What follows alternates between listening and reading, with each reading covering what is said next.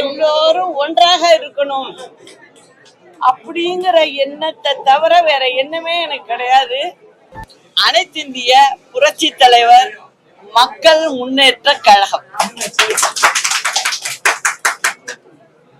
அதற்கு ஒதுக்கப்பட்ட இந்த சட்டமன்ற தேர்தலுக்கு தென்னந்தோப்பு சின்னம்.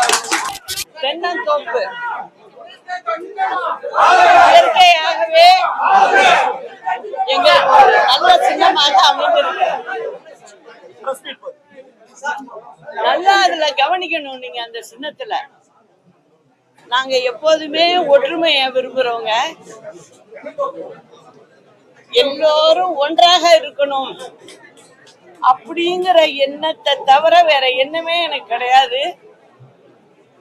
அதனால நான் மக்களோடு இருப்பேன் என்றும், அதற்கு இந்த சின்னமே ஒரு சான்று. ஒரு கூட்டு குடும்பம் போல் இந்த சின்னம் அமைந்திருக்கிறது. இது மக்களோட சின்னம்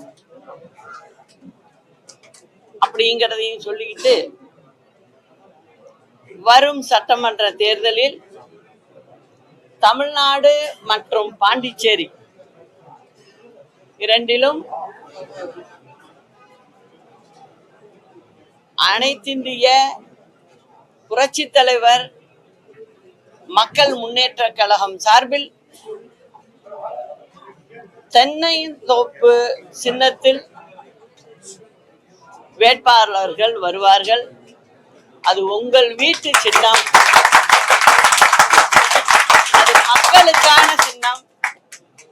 நிச்சயமாக தமிழ்நாடு மக்கள் எங்களோடு இருப்பார்கள்.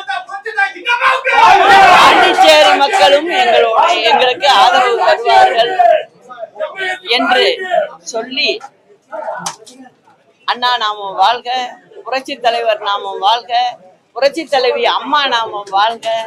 நன்றி, வணக்கம்.